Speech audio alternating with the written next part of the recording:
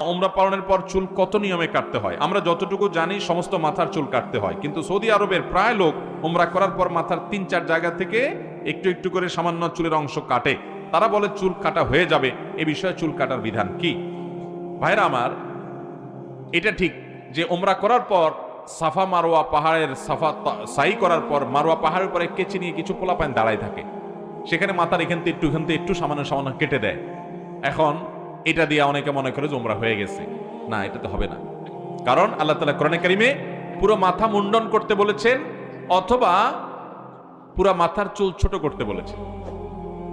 অমুকাসসিরিন আলা তাখাফুন, যারা পুরো মাথার চুল ছোট করছে তাদেরকে বলছে তাদের ভয় নাই, হয়ে যাবে।